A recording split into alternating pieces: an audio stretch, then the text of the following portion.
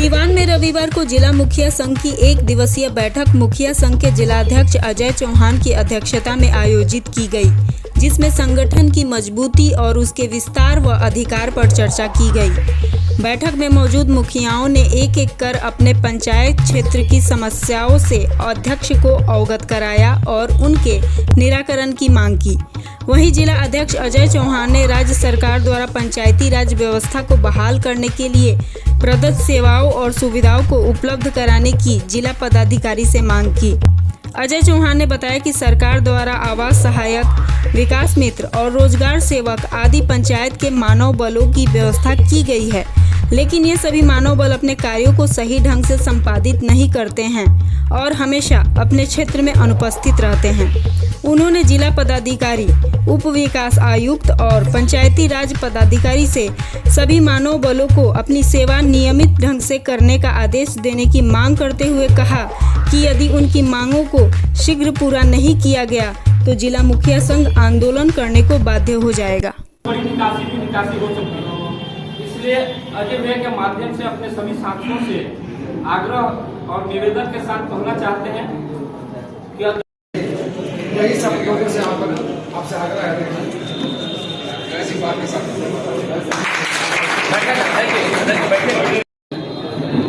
सबसे पहले तमाम आप मीडिया बंधु को जिला मुखिया संघ की तरफ से आपका विशेष अभिनंदन है, आपका विशेष स्वागत है कि आपने अपना बहुमूल्य समय दिया। वो भी समय जो पंचायत लेवल पे प्रथम इकाई है, जो आवाम की हर सुख दुख में साथी बनने का जो लोग कार्य करते हैं। तो आज माननीय मुखियागण के आज जिला बैठक में आप उपस्थित हुए हैं, तो मुखिया संघ की तरफ से आप लोगों को विशेष अभिनंदन है, विशेष आप सबों का आभार है।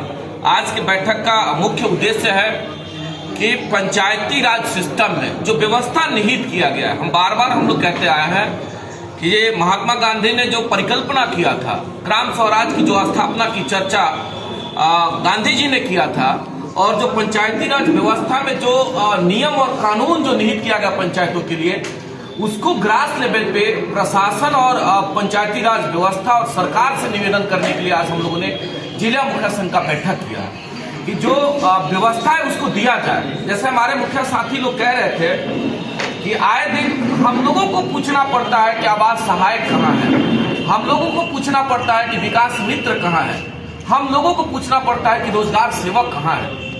तो मैं कहना चाहता हूं, हमने जिलाधिकारी महोदय से मांग भी किया है। 10/2/2022 को हमने पत्र लिखा था जिलाधिकारी महोदय को कि पंचायत के जो मानव बल है, इस मानव बल की चिट्ठी भी मेरे पास है। पंचायती राज व्यवस्था का पत्र का जिक्र हम आपके सामने कर देना चाहते हैं। वह चिट्ठी भी आपके सामने है कि जो पंचायत में मानव बल सरकार के द्वारा जो निहित किया गया है, वह लोग पंचायत में क्यों नहीं उपस्थित रहते हैं, पहला सवाल। दूसरा सवाल हमने जिलाधिकारी महोदय से मांग किया है कि जब वह पंचायत के कर्मी हैं तो पंचायत में उनकी उपस्थिति का संधारण क्यों नहीं होता है। अगर उनके उपस्थिति की संधारण पंचायत पे नहीं होता है तो उनके मानदेय का भुगतान किस आधार पे पदाधिकारी के द्वारा कर दिया जाता है। अगर किया जाता है तो वह कहीं ना कहीं अनलीगल है।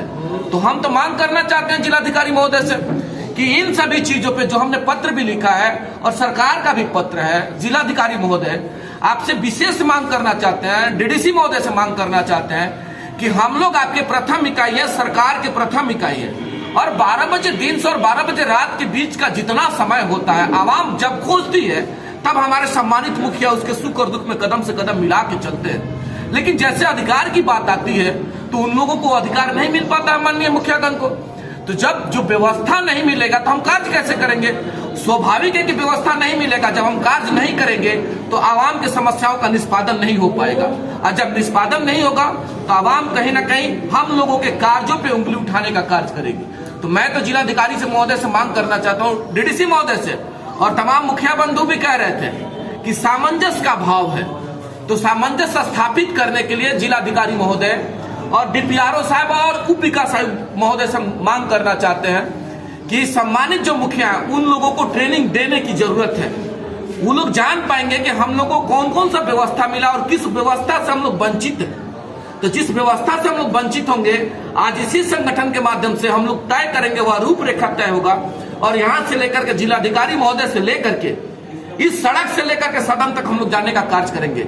अगर हमारी बात, हम लोगों का अधिकार में कटौती अगर होती है, हम लोगों का पूर्ण अधिकार अगर हम लोगों को नहीं मिलता है, तो हम लोग आंदोलन के माध्यम से, संघर्ष के माध्यम से अपने हक के लिए हम लोग यहाँ से पटना भी जाने का हम लोग कार्य करेंगे।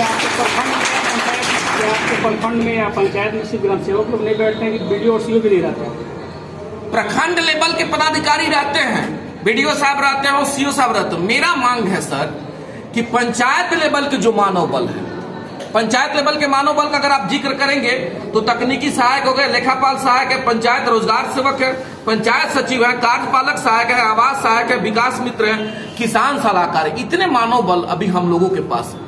अब आप ही बताएं, आप भी एक मजबूत स्तंभ है और हमारी आवाज को अगर आप लेके नहीं जाएंगे जिलाधिकारी महोदय तक, विकास आयुक्त महोदय तक, तो हम लोगों की समस्याओं का निष्पादन कैसे होगा? ये तो विगत कई सालों से देखा जा रहा है कि ये बहाली तो पहले से ही हो चुकी है। ये लोग जो है कि डिप्यूट कर दिए गए हैं, लेकिन पहले भी नहीं बैठते थे, तो पहले ये आवाज क्यों नहीं उठाया? हम लोग बार बार, हम तो चिट्ठी भी गए, इससे पूर्व में भी विगत 15 साल से हम लोग इस चीज पे जब भी मौका मिलता है तो हम लोग आवाज उठाते हैं कि इन लोगों के मानदेय का भुगतान किसके स्तर से होता है? प्रशासन के स्तर से होता है, पदाधिकारी महोदय का स्तर से होता है।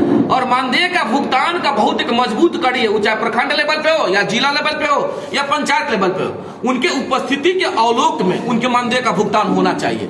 लेकिन क्या होता है, उपस्थिति का विवरण कौन देता है? जब आप पंचायत में आते नहीं है, पंचायत में आपकी उपस्थिति का जो रजिस्टर संधारित नहीं है, तो कौन देता है उपस्थिति का विवरण? अगर विवरण नहीं जाता तो किस आधार पे होता है, किस आधार पे होता है? मैं तो ये मांग करना चाहता हूँ। और जिलाधिकारी महोदय से अगर मैं कहना चाहता हूँ, अगर कहीं मेरी आवाज और कहीं मेरी बातों में सत्यता नहीं है तो आप अपने स्तर से जांच करवा लीजिए कि मानदेय के भुगतान का आधार क्या है। आधार का बस एक ही ग्राउंड बनता है कि उनकी उपस्थिति, और उपस्थिति कहीं है नहीं। आप पता करवा लीजिए, हमारे सम्मानित मुखियागण उपस्थित है। और हम लोग बार बार कह रहे हैं कि जब तक लोग पंचायत में नहीं जाएंगे तो क्या उम्मीद किया जा सकता है कि आवाम की समस्याओं का निष्पादन होगा? वह लोग प्रखंड मुख्यालय में जाते हैं, समय के अनुसार इच्छा किया तो गए और नहीं इच्छा किया तो नहीं गए। विशेष हम आग्रह करना चाहते हैं कि कबीर अंत्योदय एक बहुत सशक्त योजना है सरकार की, और गांव में जब कोई सुख दुख की बात आती है, कोई वैसा घटना जब घट जाता है, तो आवाम खोजती है कि माननीय मुखिया हैं और कबीर अंत्योदय के तहत जो 3000 रुपये मिलता है वह उन लोगों को नगद दिया, ताकि उसी पैसा से कफन और लकड़ी का खरीदगी होती है। लेकिन देख लीजिए, आज 5 साल में किसी पंचायत, हमको लगता है कबीर अंत्योदय योजना का राशि नहीं जा रहा, और जाने का भी स्टैंड बना दिया गया कि ऑनलाइन होगा। आप बताइए कि घटना उस समय हुई है, उस समय कफन की और लकड़ी की जरूरत है, अब उस समय ऑनलाइन होगा तो कब पैसा आएगा? तो इस पे हम जिलाधिकारी महोदय का ध्यान आकृष्ट करवाना चाहते हैं कि अपने लेवल से सरकार तक बातों को पहुंचाइए और इसके समस्याओं पे निष्पादन करने का प्रयास करिए। समस्या थोड़ा स्मूथ होती है। हम लोगों का आज के बैठक का एजेंडा है, और आज हम लोग संगठन का विस्तार भी करेंगे। विस्तार का कॉपी आप लोग हम देंगे, और हम चाहते हैं कि आपके माध्यम से पंचायत को मजबूत बनाया जाए। चूंकि आज भी गाँवों में 70% आबादी रहती है, जो आबादी है 70% जो आबादी रहती है, उनके समस्याओं का अगर निराकरण नहीं होगा तो किस भारत की हम बात करते हैं, किस बिहार की बात करते हैं, किस गांधी जी के सपना, किस ग्राम स्वराज की बात करते हैं, वह ग्राम स्वराज का सपना सार्थक नहीं हो पाएगा। तो हम आपके माध्यम से जिलाधिकारी महोदय से, उप विकास आयुक्त महोदय से और जिला पंचायती राज पदाधिकारी महोदय से मांग करना चाहते हैं कि इन चीजों पे आप संज्ञान में लीजिए। आप संज्ञान में लीजिएगा तो आप ही का पंचायत और आप ही का जिला सशक्त होगा, और जब आपका जिला सशक्त होगा तो निश्चित तौर पर जिलाधिकारी महोदय का भी ग्राम स्टेट लेवल पर सशक्त होगा। यही आज बैठक का हम लोग का मुख्य एजेंडा है।